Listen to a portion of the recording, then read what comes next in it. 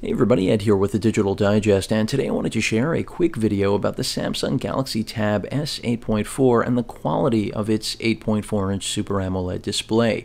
Now, any of you that have watched my coverage already know the details of this device, so I'm not going to get into that, but we are looking at a 2560 by 1600 resolution Super AMOLED, something that we've never seen in the marketplace before, and it actually does meet expectations. In fact, it blows them away. It is what sets apart the Tab S line from everything else on the market.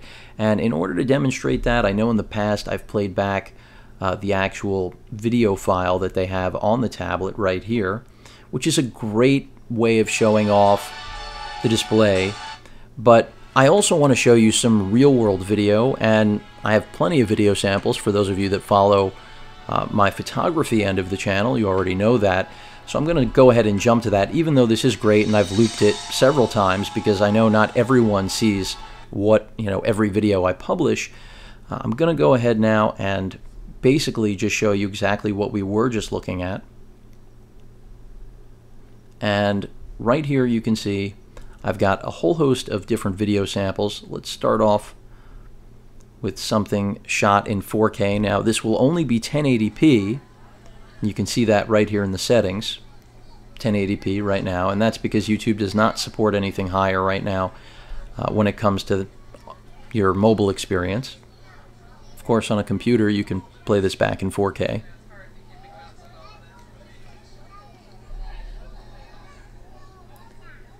And granted, the lighting conditions here aren't superb.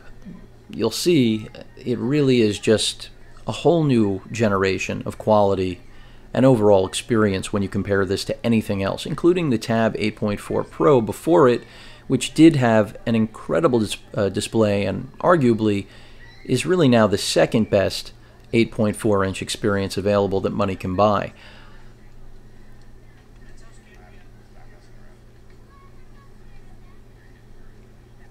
And even if it's 1080p content, it brings it to life. Now, you could choose to use the adaptive display mode, which Samsung essentially claims optimizes battery life as well as conforming to your content type. My results have been mixed. I usually stick with either the cinema or photo mode, depending on what I'm doing. Here we are looking at the cinema mode, for those of you wondering. And what's really amazing is that this tablet weighs in at about 10 ounces and change.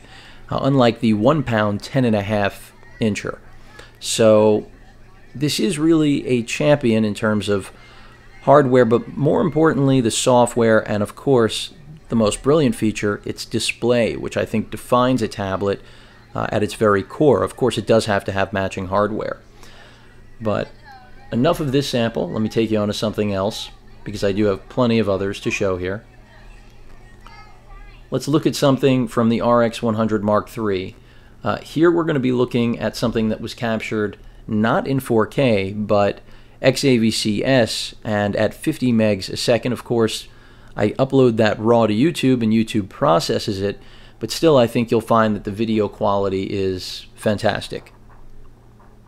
And I assure you that if you've watched this on a tablet already, the experience is actually different even though the video is the same. And this applies to everything you'll be doing with this tablet, whether you'll be gaming, even when you're looking at regular content on the web, you're going to see true black rather than some gray replacement that we've been experiencing with traditional LCDs over the years, IPS, of course, and Samsung's PLS. But the video quality really is in another league.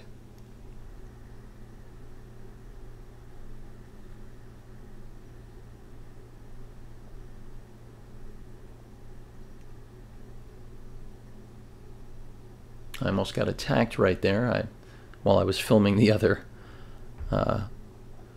goose. His friend rolled up. Didn't see that coming. I heard it, had a little peripheral. And then an old lady being bothered, doing a little shooing. Let's check another sample out. Let's go with some sunrise action. I'll take you all the way back to the RX 100. So this is going to be good for those of you that are into the photography end. Skip this ad. And basically, this is going to give you a pretty good idea after looking at Mark III footage what you had in the Mark I, even though this is nowhere near the same sort of lighting conditions.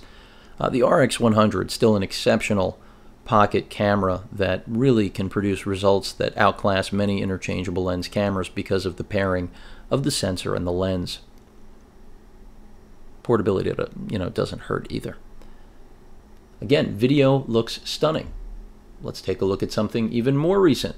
Rather than the RX100 Mark I, let's take a look at, how about some Carl Zeiss action here. The A7R, which doesn't have the benefit of XAVCS, but still does a phenomenal job when paired with solid glass.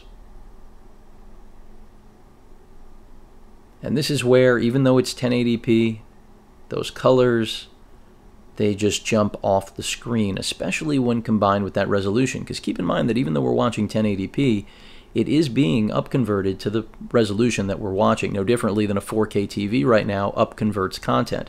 Now you can make your argument about whether or not that's valuable, but if the original content that you're watching was captured in anything higher than 1080p, it's going to benefit from playback on a display, even if it's been downsampled to 1080p, like everything I'm showing you. Well, not everything, but some of the clips. I'm going to show you one more 4K video just to round things out. And again, really, this was all just about reiterating that the defining feature of this tablet is definitely its display. When you talk about the actual internals, there's nothing new here, really. We've got new designs, slightly, more refined, new color schemes, new book cover case, but otherwise, all the features are the same. The micro SD card slot, the infrared blast, your Bluetooth 4.0, dual band Wi-Fi with AC connectivity. The processor is aged already, but still stable and competent. That Exynos 5, which is an octa-core chip, that means you do have two quad-core processors, different generations though, and neither is cutting edge. The 801 has been on the market for a while now. Anyone thinking about the 800 still should know that already, and then the 805 is around the corner.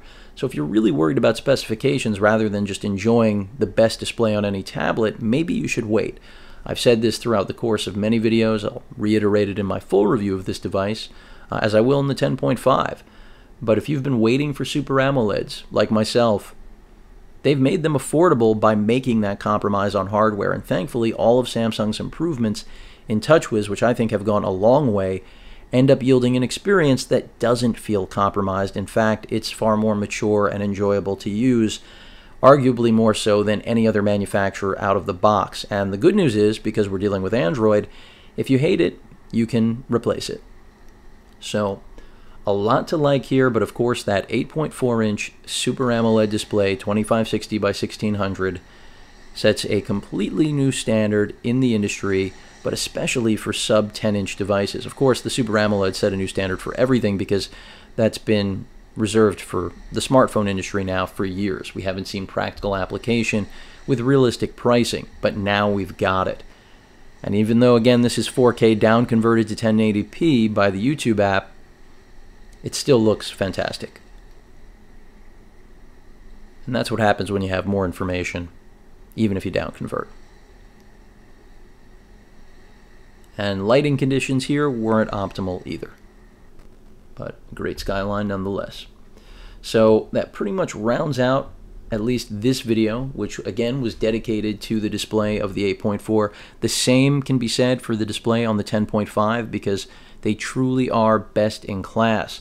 And then again, when you think of the actual weight, 10 ounces, that infrared blaster I mentioned, the micro SD card slot, you can throw a 128 gig card in there, which is only going to become more affordable. The buttons, I'm not in love with the design, but there's not a lot to dislike about them. I only say that because, and I've mentioned this before, the speakers are in basically an awkward location for when you're viewing video content. You have to flip the tablet upside down. It's not really a critique. That's the least of your worries in this world where often we shell over, quite a bit of money for gadgets that don't end up fulfilling our desires.